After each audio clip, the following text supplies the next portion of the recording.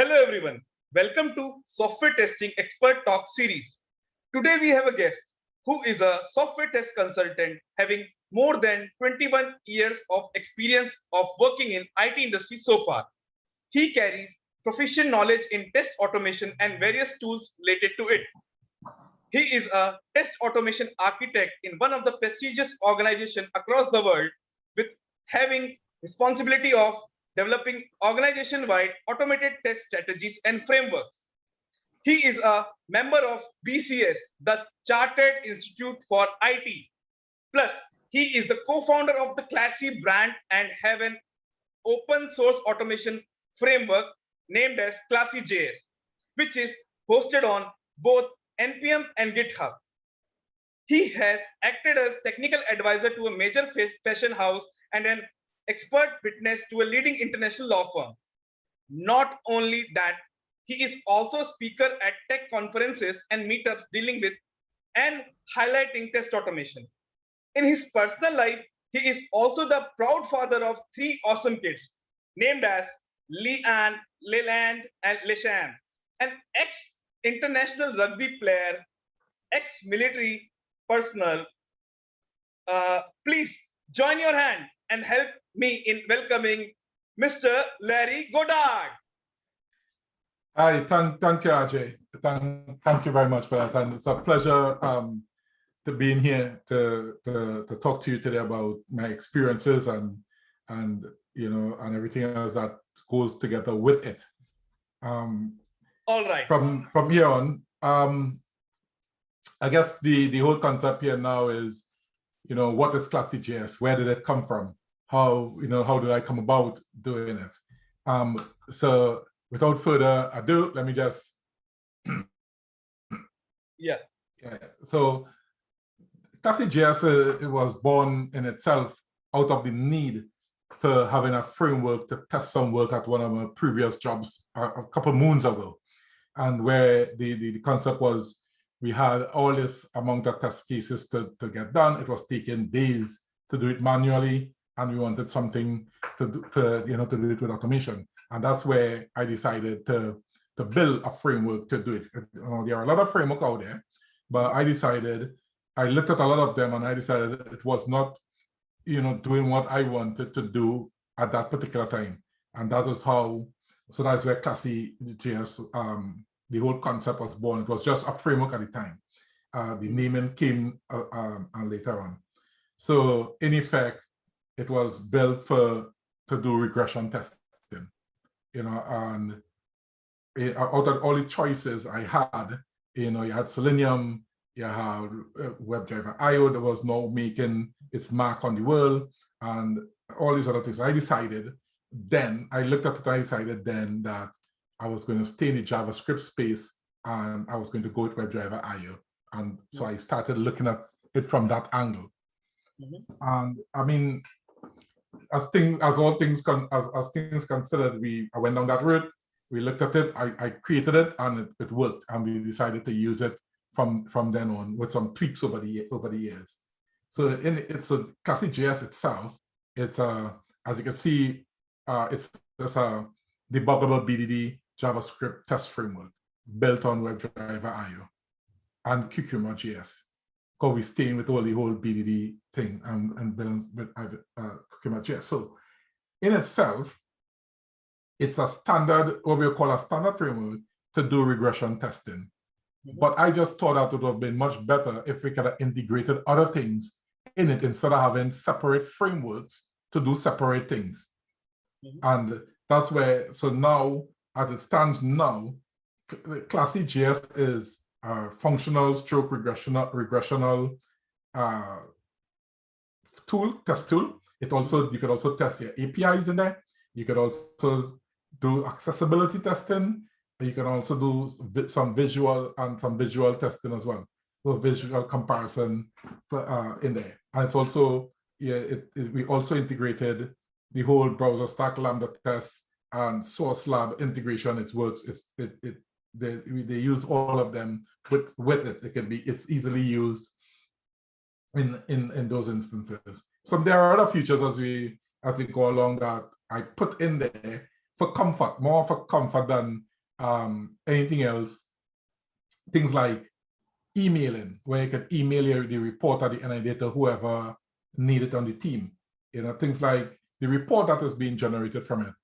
I grabbed the report in two versions, as a JSON file as well as an HTML file. So again, for if whoever needs it and what they're required for. Inside, I also decided as time goes on, because if you're on a massive project, your reports can get so big that it's too big to email. So to fix that, I introduced some S3 bucket in there. So now you can now take your report, push it into an S3 bucket, and just extract the HTML link from the report and pass that into email to whoever. So you take away the burden of trying to send an email with a lot of files in it that is all kind of 20 and 30 megs big, based on the package that you're working on in terms of what you're testing. And I think that was it. So I think now what I will do is I will just walk you which looks in real term and get, as say it comes under a search up Klassi JS, and this is what you see. And of course it comes with its introduction, how to install it, how to use, how to call it in your project, and the different options you have that's available in there. And then there's also the directory structure that works best for it. And in this instance, it's different to a lot of other frameworks, because as you can see here, to help with the usage in the built-in functionality, I've added an environment config file at the base of the project. And this is the folder structure now. This is the folder structure that best suited for it. Like this, you have your feature folder, your page objects, shared objects, step report, and your environment.js file. And like I say, that is the file that contains all the environment variables that you would require. This folder here, in its sense, is built on the fly. It's created automatically on your test run, as seen there. And of course, I went on to explain what happens with what is being used, where, what it is, and to that effect, I also added some helpers, things that I look at and tell myself, okay, in all doing testing over the years, these are things that would automatically come to hand and somebody will have to write constantly. So I created what we call a helper file to load your page, a simple thing, to take images, to compare your image, to make an API call, to write some text file, to read from a file, what's the current date with time, clicking on a hidden element, and doing some of the things that that is constantly being used, constantly within a framework, within an environment. And of course, the other thing with Klassi JS as we're going along is that it uses both the WD protocol as well as the dev protocols as suggested by Google, by Chrome. Right, Google Chrome DevTools. You use both of them inbuilt, and you swap between them flawlessly. One, on its natural usage, it will use the dev tool by default. And if you want to use the WebDriver protocol, you just pass that little that tag to it, and before your browser, it will use the WebDriver protocol. And of course, as you can see, we go on to explain what visual testing we're using, what we use for the API testing, what we use for accessibility testing in there. And here's a little example of what the test report looks like in HTML mode, and what the accessibility report looks like in HTML mode. So you get this as your file, and you click on this thing. And outside of that, we have little how to debug, how you're going to put in the debugger. And of course, if you check the code out and you want to think it, I tell you how to run. It's in it. It have a built-in demo test. One will do a normal search, and the other one, it will do an API. So you have an idea how the framework does it. Right now, that's the framework in itself. Are there any questions at this point before I move on? So just want to know, Larry, uh, as you told, like it's built on WebDriver IO in a standalone mode. Okay. So Yeah. what Klassi JS have done differently uh, apart from that? Okay, yeah. I mean, in this sense, what Klassi JS have done differently to all the other boilerplates you'll find out there is that when you're searching for a test tool, you have a lot of boilerplates where people would do things and and you could just copy it and then try to build from that. One of the different things that I did with Klassi JS was I made it a completely functional framework where you could actually take the framework and start a project in like 3 seconds. And to do that, what I have done is created a template with this entire folder structure onto you. So, and we could just jump to that by clicking on the template here. It will take you into I call it Klassi template, and you can use this template. We all know how to use GitHub here. So in this case, just for argument's sake, you click on use template, your thing will come up here because you're in GitHub. You give it a name, you can put it in your private repo, and you click create template. And what will do, that will create this exact template for you here, as you see it here. Mm-hmm. And I'll show you it inside my ID in a minute. And it will copy this exact template as it stands here for you in it. And the only thing that is really, that you'll really look at, and you can see you will have all this. You'll actually get all this when you pull it in. So you still have root binders of everything that the framework does. Now, one of the things is your package JSON file. In your package JSON file, I create a few scripts that you could or may or may not use as you go along. But what is relevant in here is this part, your dependency. Mm-hmm. And as you can see, your dependency is calling Klassi JS 4.01, and that is the latest version that I have at the moment in NPM. So all you do is check the code out and use it. So that is one of the main differences between what I did with Klassi JS and what any other normal boilerplate would do. I actually create a whole environment for you. So instead of you having to take your, go out the build your directory structure and pull it in as a dependency, I say, you know what, let's give some of these people a hand. Some of us new to automation, and that might be a little tedious at this point. So let them just copy a template and do it. So to do that, I will now show it from in the IDE. Click on that. Yeah, there we go. So in my IDE, I will walk through the code with you as it stands and how it was built. Now, the thing with building Klassi JS, what is this? Let me just open this a little bit. Yeah, is this. It's all modular. It's completely modular. And by that I mean, in the runtime folder, and this is where as the people say, all the magic happens. In the runtime folder, all these functions, image compare, the Lambda driver, the mailer, the S3 reporter, your world.js, all these we can make changes to all of these files and the underlying structure without breaking how the actual framework works. So by that, it means at the moment I just use for image compare, I'm using Node Resemble.js to do my image comparison to build it. So it means I could then, as time goes along, I could look for something else that could do the job even better and more efficient and change it out. And once I don't change the name of this function, it means I could change it out, put in the new module that I'm using to do it, and it will be, I'm checking a new version of the code. And when you do an update on your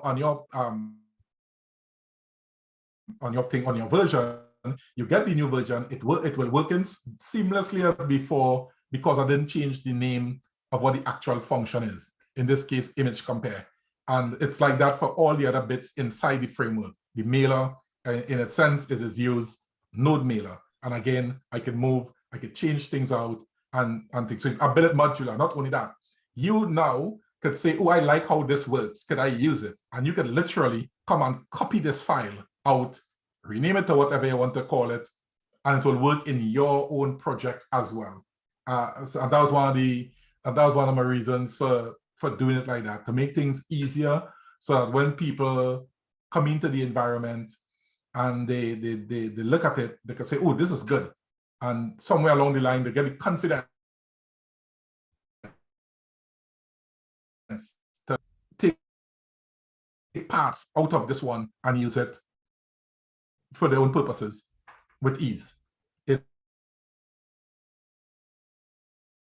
And that's why, again, that's one of the differences in how and why I build it like that.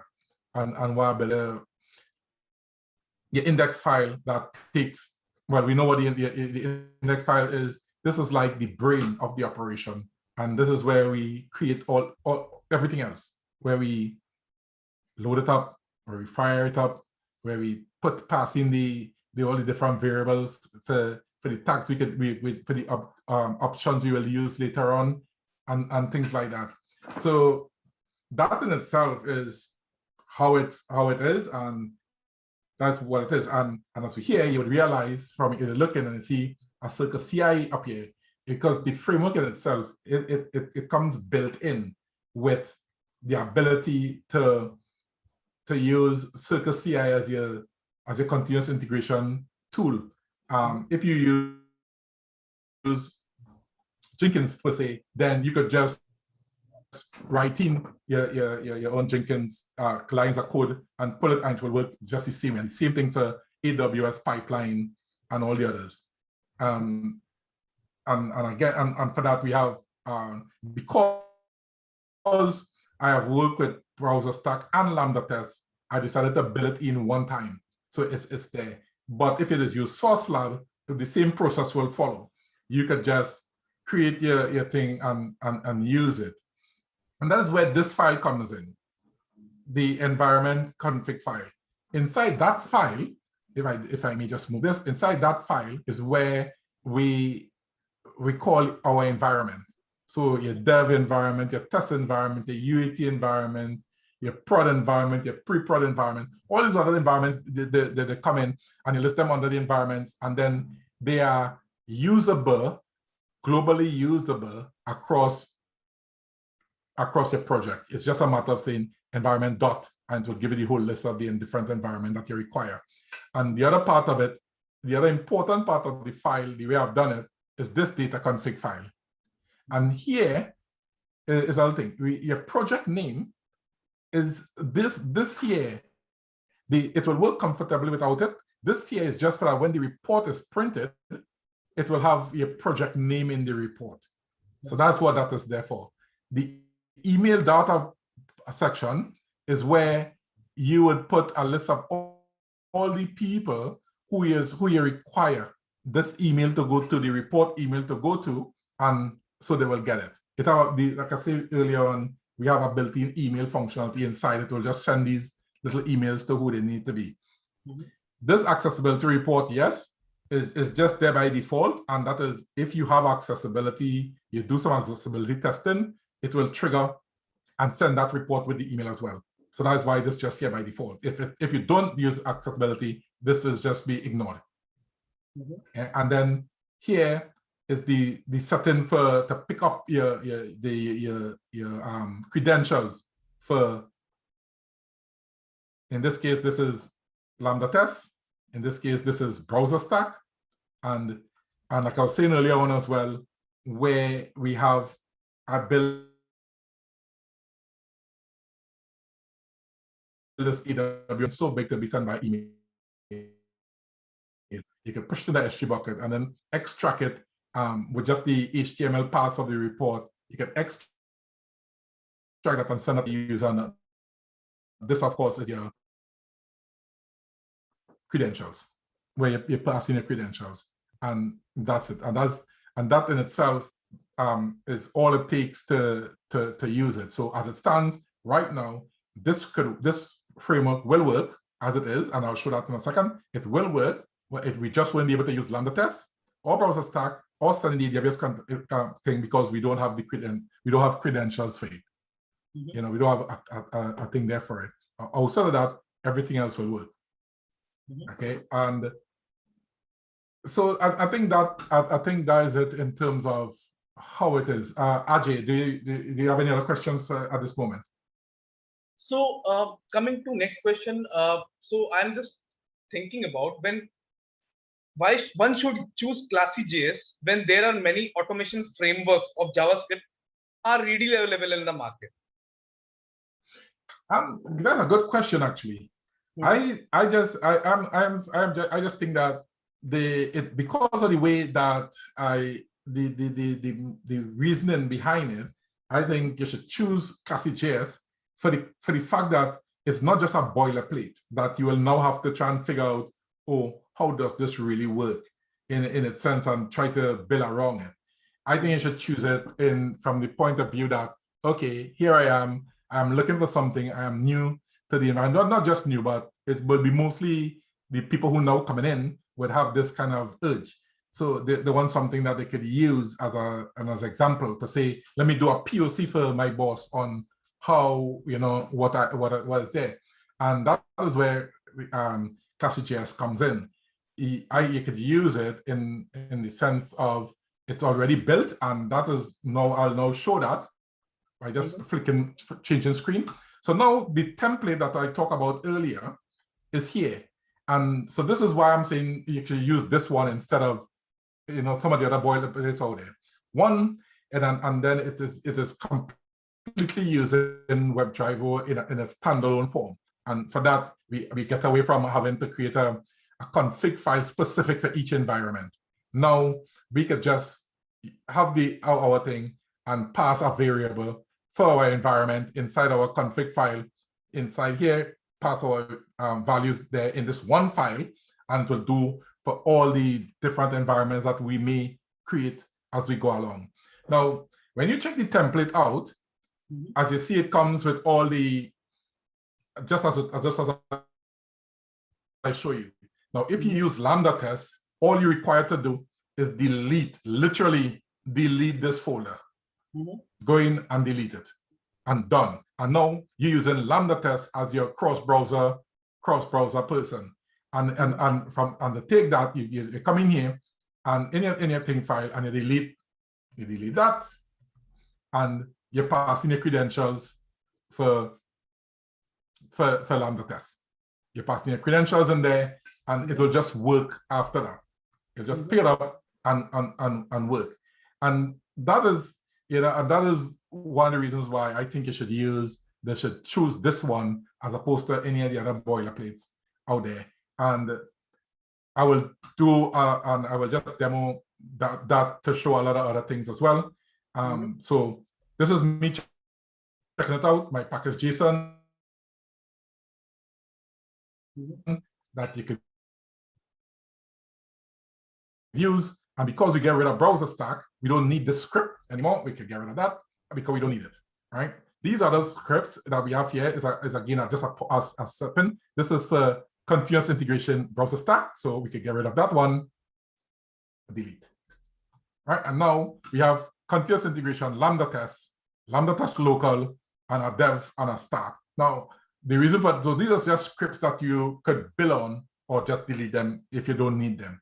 But this dev is, instead of me trying to do something and typing out all this every single time, I just create a script for it. So let's do yarn install.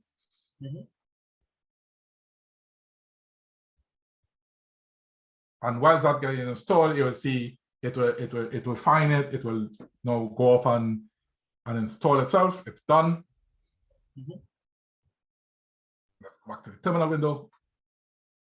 And that's as you can see, that's that index. A few seconds for that. So yeah, so it's and there you go. It's completed. So now, as you can see, that is not highlighted anymore, right? And so as I said, it comes inside it of we have an API test and we have a search test. That it comes in, it just coming there as a feature. And we have an S3 report feature as well. Now that comes in it because we have that whole functionality. If we're not going to use it, it's just a matter of deleting it, right? And it's not required. Or you could literally just delete this and put in all your things. And then same thing for Lambda test. If you're using Lambda test in this instance, we already set up all the different bits. All you have to do is come in here and pass in your project name. And so that's what it will be in the report. All right. And then, of course, we have page object for your API and your search, and then your step definition like anything else. Because we're using Cucumber, Cucumber in here. Now, before I run the demo, Ajay, do you want to ask any other questions before I actually run the demo? No. I'm fine as of now. I'm actually eagerly waiting for the demo and looking forward for it. Yep. Okay. So let me just push that to the top, and let me just bring up a separate terminal. Now, I like to, this is just my preference. I like to run my commands straight from a terminal outside, as opposed to the terminal inside the ID, inside my ID here. It's just a personal preference, but you could run it either way. All right. So this is just a personal preference. Actually, for this demo, I'll just run it inside here.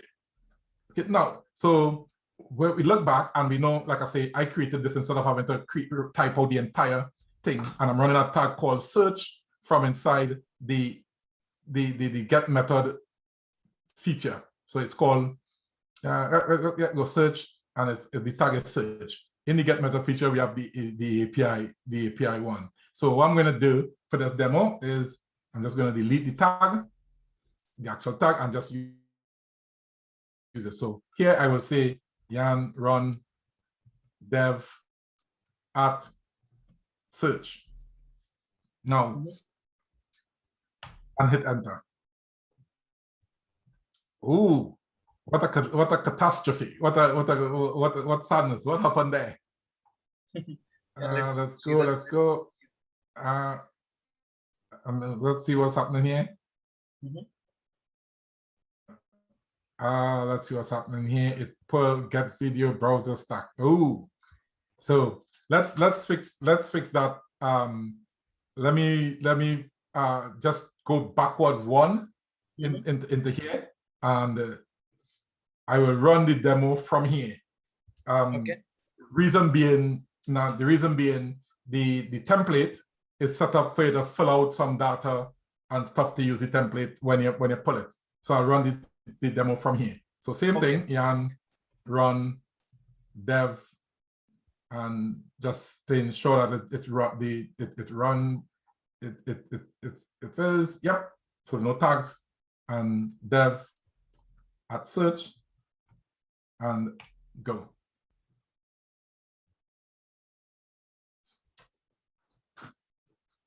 So here we go, and it's running the search.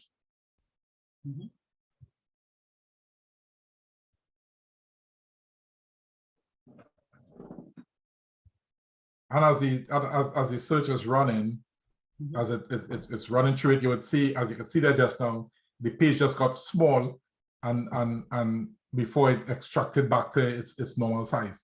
And for that is because, and I will show that now once it's all done. Yep, it's all done. So that what it did was, because let's look at the actual code for that search functionality we just run. In there, I did the demo, and I did it for it to run an accessibility test on the page, and for it to also take an image of the page. All right, so it didn't just do a search. It did the search. It also did accessibility for the page, and it ran that. And then, as we can see, we now have a report folder. And the report folder would section out itself by browser. So every time the browser change, it will create a new it will create a new folder for that particular browser and put in the reports and the accessibility, if it's have accessibility running within them all. So to see what the report look like, I can do two things. I could either right click here and go say open with browser and choose a browser, or I could just copy this, open a browser, and paste that link in it, and it will open. So I'll just go for the fastest method, which is just doing this. And voila, so you have a report. And if we so we have the report, and it's called Klassi. We run a test, and there it is. So that's the bit, and we had on the accessibility, we had a little error conquer 21. Now, and so we know we run the test, it works in the browser, it works, and everything. Now, if we look at if we go back and in the report folder, we did some accessibility. And again, same thing. If we do right click in my browser, in here, browser, Chrome, and now there you go. You have an accessibility report for that one search page, for that page that we put the search on. And as you can see, this is the URL for that page that we was on. And of course, now we have create different violations of it, and these are expandable.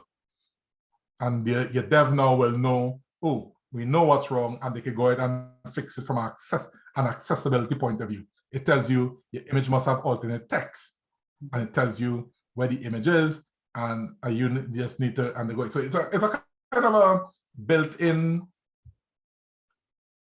accessibility report per page. It will do it. It will create one of these for every single page that you want it to check for accessibility on. It's not a one command for the entire thing. You need to tell it you wanted to do it on all the different pages, and it will do it.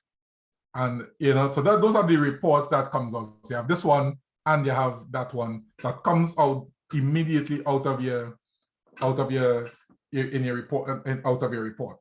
So I think that is how it is, and we put in, and just to say that because we have those are the reports, and because we take some images, and this is the first time we run the test, we wouldn't have any failures where images is concerned, but it will create the images as we went through. So it did create, it's a whole page image. It took an image of this page, it took an image of that page, and of course, it took an image when we pass out. So we have the images for every stage of what it was. And that's the result page at the end. So next, so it means this is just a demo of how the different bits and pieces work in it. In its sense, when you actually run in this, you have your landing page, and because it's a CSS image, it'll take an image of the page, and anything change the next time that test run on that page, something might be broken, some image didn't appear, as the case may be, it will flag it up, and you would know, oh, I have a little issue here, and it will think. Now, in the report, because everything went smoothly, this is the first time, so we now have what we call the baseline image for this. So the next time we run this test again, right? The next time we run this test again, because it's a search page, and we'll just do that, we should have a failure. And we'll see what the report does, and we'll see what the report does with it. So let's just run the report. Let's run the test.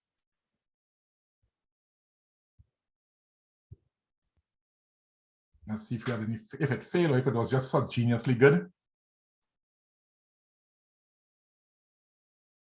Yep, there we go. We had one failure. All right, we had one failure. And let's scroll up.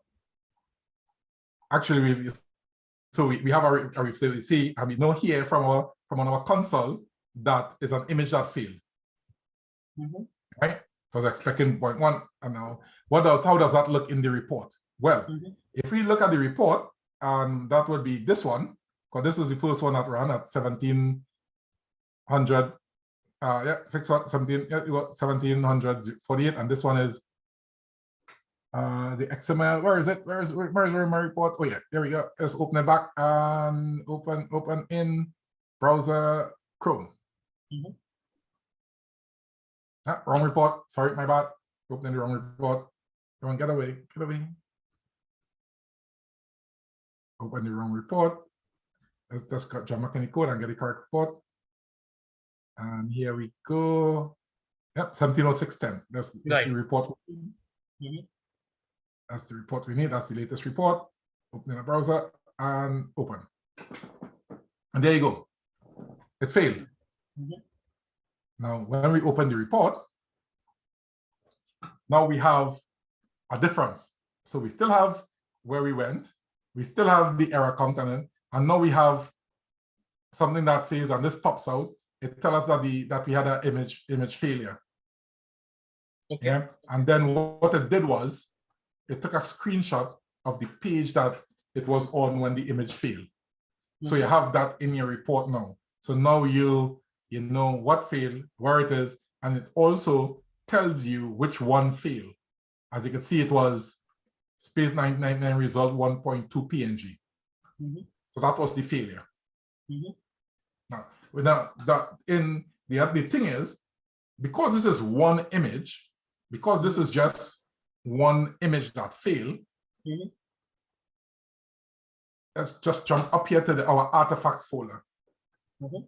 Because this is just the one image that failed. Yeah, so you see where the failure was. That's where the failure was on the page. And this is, so that's where, so now all we need to do is get in here, grab this image and replace it. That's the correct image. This is the right image now. And we can copy and paste that into our folder here, rewrite this one, and now that becomes a new baseline. But you might ask yourself, that's just one image. How do we fix that if it's multiple images? You know, like you run this in your actual test environment, and or your whatever environment you're using, and you want to now fix that. That in itself is fixable, because if we look at our index file and we scroll up to the options, to our options, and we have this option here called, where is it? Update baseline image. There you go, that option. If we copy that, just copy that for usage. Just for the ease of this. And you go in here and you pass that in here. What that will do, it will and you rerun your test, it will rerun and update all the images in your test with the latest version of that image that failed previously. So that's how you go about updating all the images in your environment. Now, you could also, instead of passing it here, you could also pass that command on your command line. You can actually just pass it in here as well, and it's going to do exactly the same thing.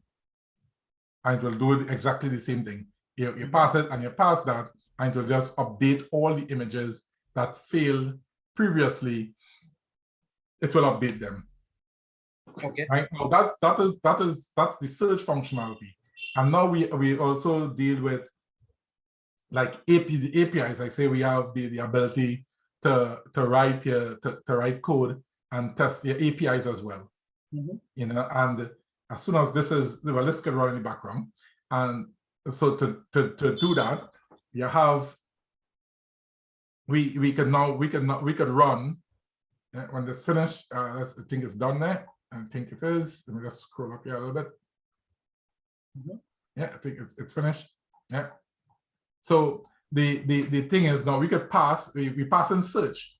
And now if we do API, and just because we run an API as in its BDD format, right, using 𝐀𝐠𝐞𝐧𝐝𝐚. So we have a feature.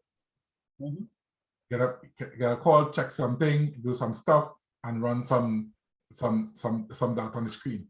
and we do API instead. And what it will do, like everything else, it will just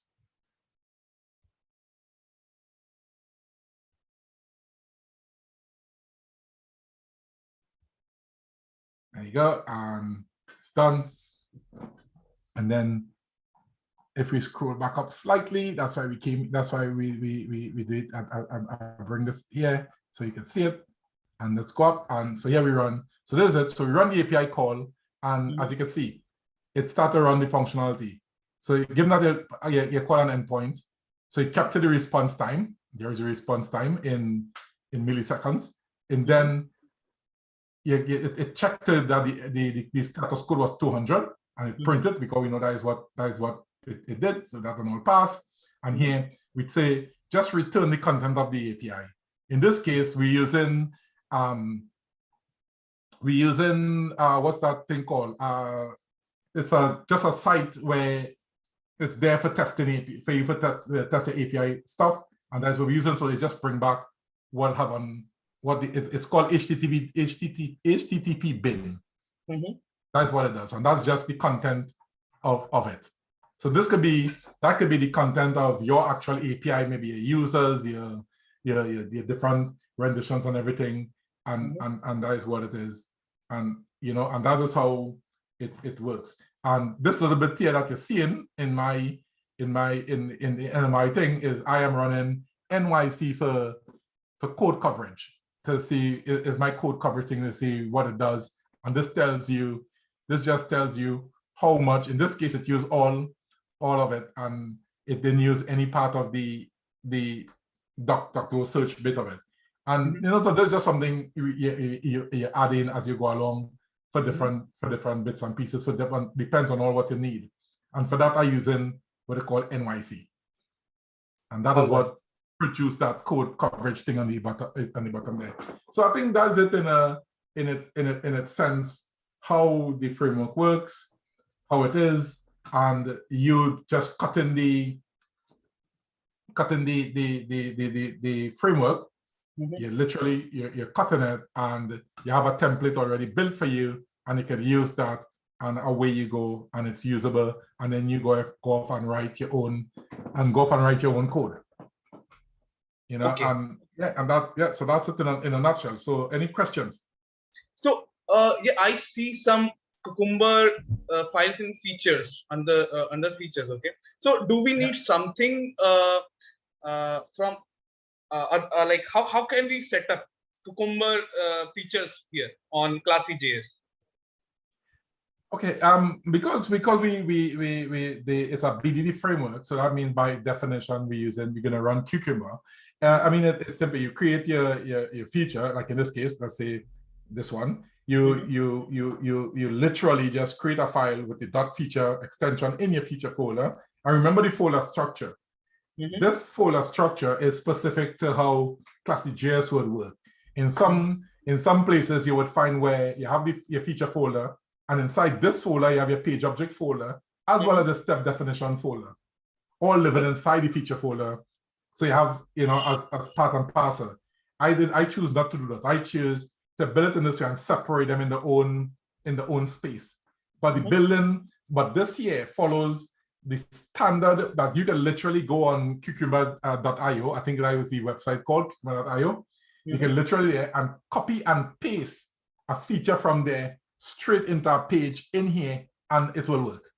Because what we're doing is we're following the standard, straightforward Cucumber fundamental. We're not doing anything different. We're not doing anything intuitive at all. We're using raw Cucumber features as they are. So to use Cucumber, and again, it's built on Cucumber, so you would need a little bit of Cucumber knowledge before you could use it. All right. Okay, Larry, coming to next question. So what kind of application does Klassi JS can or cannot automate? Okay, we could, because of the way it is, you can automate anything that is web-based. So websites, web applications, anything to do with the web. You could use 𝐀𝐠𝐞𝐧𝐝𝐚 talk to you. You could go from, like I say, you could go from end-to-end testing. You could do functional testing on it. You could do regressional testing on it. You could see. You could also look at your accessibility and your visual representation of everything there. What I don't have and what it could do is it could also test mobile apps. And it could test mobile apps because our underlying, what we call the engine that we're using is WebDriver IO. And by default, WebDriver IO have Appium built into it. So you could actually test your web application with, you could write your code and test it out it's directly into here. Just the only thing is you would have to set up your IDE to make a call to your mobile, what's it called again on the top of my head? Just lost track of it. Your emulator. It'll call your mobile emulator for you, and you can run your test. And because we using Lambda testing in here or browser stack, you could run your test on an emulator in browser stack or Lambda test and use the emulators from right inside your code, and use it. So basically you have one code base that will test your mobile app as well as your web app without having to have two separate code bases, one for mobile and one for web. All right. Okay. Coming to next question, Larry. So I have seen people struggling in debugging their scripts. So how easy to debug automation scripts in Klassi JS? Could you help us in demonstrating it? Oh yeah, I mean, like I say, for debugging. So let's do the search feature because that will have some debugging in it. Let's go to the page object. Yeah. That, and what we're gonna do is we're gonna put in a breakpoint. Let's see where. Here. Where does it take the image? Let's see. So take image there. Right there. So we're gonna put in a breakpoint there. And all you do from then, because your IDE, all the IDEs now come with debugging for functionality in it, right? So for my IDE, I just use IntelliJ. All I do then is, let's do this at search, because this is the one I want to debug. I click on it, and you see I get debug. I hit that debug, and what it's going to do, it immediately attach the debugger to it. It will fire up the tests. Where am I? Oh, sorry, I'm in the wrong thing. My bad. I went out too much. Hold on, let me do this. Let me close this so you wouldn't do that again. Right. So same thing. Go into my search. Put my point where I need it. Jump into my package JSON. There's the dev I'm running. Let's take this out because we know we're not going to update any tags or anything like that, any images. Put it in, hit debug, and there we go. We hit the debugger. It's attached, as you can see. It's listening to it. It's attached, and now we just wait, and there you go. That will open up, and it will stop. It will stop, and now when we go back into the environment, and there you go, you can walk through. It stopped there because I will put the breakpoint, and now you can now walk through and see and help fix whatever your problem may be by stepping through. You can then step through the process of what's going to happen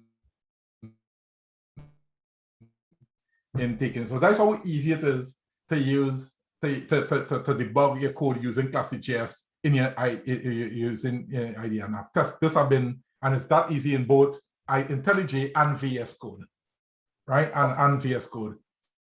And then you just literally walk through, and it's whatever is required. So that's how easy it is to do debugging of your code in it. And then when you're done, you close the debugger, you close the debugger, and then you just go back to the script and remove the breakpoint. And that's it. When the code runs next time, it wouldn't stop there in its debug mode anymore because you remove the breakpoint. So Right. to debug code in here, it's just a matter of putting a breakpoint where you need it, because of course you know what's broken. You put in your breakpoint there, and then you just call it, and it works. Like I say, it works perfectly fine in IntelliJ, as you just see, and it also works on VS Code as well. Okay, that's cool. Okay, coming to next question, Larry. So apart from Circle CI and Jenkins, do we have any other information regarding CI/CD integration with Klassi JS? Built-in, not built-in, but it could be, as it stands, as you know, I work for Oxford University Press, and we have Jenkins, CI/CD, AWS pipeline, and I can't remember what the other one is in terms of what we use, because we're so big that we use all the different technologies and stuff. We use different bits and pieces here and there. It's not a one tool fit all, and it's not a. We have no problems because we use Klassi JS across the board for QA across the board, across the entire OUP infrastructure, and it's on, and to use, like I say, in some instances we have the CI/CD file where you fill out it's a YML file that you just fill out some stuff in and it works. In some places we integrated it works with Jenkins as well as AWS pipeline, and it's just a matter of you creating, like in this case we create the CI/CD pipe YML file for it, and you do the same. You do the same for anything else. It's just like how, like this, it can run on Travis. So create a file for it, and then it will just execute itself in Travis and work. So it works. So you have all, so right away there you're not limited to using one particular CI pipeline at all, to CI/CD pipeline at all in using the framework. It's completely usable. All right. Okay, coming to next question, Larry. So I just want to know from you what skill today's tester should acquire to excel in his or her career. That's a good question. I like to tell people, especially when I get asked a lot. To me, some of the skills is have nothing to do, and funny enough, the skills I just talk about have nothing to do with anything at all. It's about a personal thing, and that I mean, what you need to do is you get it into QA, you want to do automation, then what you need to start to do is look at what it have out there. Look at what it have out there. Despite you might be working for a company and they're using X, you don't necessarily need to limit yourself to X. You could do your own research, look at what it have. And as we say in the beginning of this conversation, check out some boilerplates. In this case, check out things like Klassi JS, where we have an environment already built for you, and you can use it. And do this on your own little time. Do a lot of research on what's there, how it could be used, how it's used in different places, what is common. One of the most important thing is compatibility. You want something that instead of you're on project A today and you use framework X, and then they move it to a different project now, and now you have to find a new framework to use on that project. No, you want to find a project, a common ground with a framework that you can move from project to project, and it doesn't really matter what project you're in. It will just work flawlessly, like Klassi JS does. It just works flawlessly. You just plug it into your framework, and once you're using, in this instance, well, it's because you're using Cucumber or BDD as we want to refer to it is, and we have WebDriver under the bonnet, we can just pull in our code and use it. And now the good thing about this is as well is, and I do have a demo of that, which I should have think of before, but as that question came up is, it doesn't just use it, you can also use TypeScript. You can literally write your test code in TypeScript and it will just work. You don't have to make any changes to anything. You just write your test cases in TypeScript and it will work. And so that's why I like to tell people coming in, look at your manual testing what you do, because you would have been testing, of course, and look at what products are out there for automation, and don't go away with the mindset that company X is using Y framework and that is what I would then use throughout. No, take the time to look at all the different other ones out there and see what is best for what you're doing, and also make sure that it is, in terms of automation, that it is compatible with every other thing that's going on around you. Like you say, a CI environment, your cross-browser environment, and things like that, and all the different browsers you may want to use and things. So you need to make sure it's one of them things. So that is my advice to the people that are now coming into in terms of getting into automation. All right, Larry. Okay, coming to next question, and that would be the final one. So your words of wisdom for today's tester. What words of wisdom do I have for today's testers? I think we'll just add to what I was just saying. My words of wisdom to the people who do automation today, and even so they're doing manual testing, it still resonate across, is that don't ever look at what you're doing like if it's built inside of a box. Look at it from a point of view of, is this the only way this could be done? Is this way the most efficient way to do it? And look at, despite tools, you have a lot of tools out there. Look at tools that you could incorporate into your day-to-day life for testing, and look at tools that could incorporate everything else that already existing that you have, and pay attention to not just you as a tester, but pay attention to the team that you're working with. And by that I mean, if you testing, you need to have a good rapport with your devs, so that once you find what we call a bug, you can now talk to the devs about it and only come on a common ground on how to reproduce it, how it's fixable, and and how you could fix it, and things like that. And so I would say, take your career as not just as going to work to get a paycheck, but look at your career as what it is I could do to help the wider community as a whole.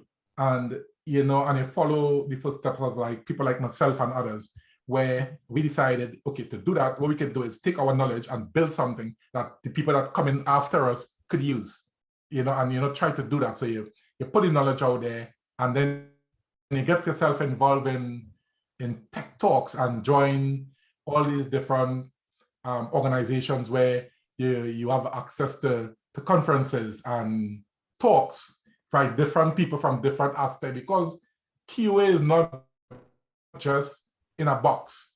There are different aspects of QA and different aspects of doing it. So it's all about getting yourself involved in your job, what you would call it as a job, as well as your passion for it by joining, like I say, like Ministry of Testing, for instance.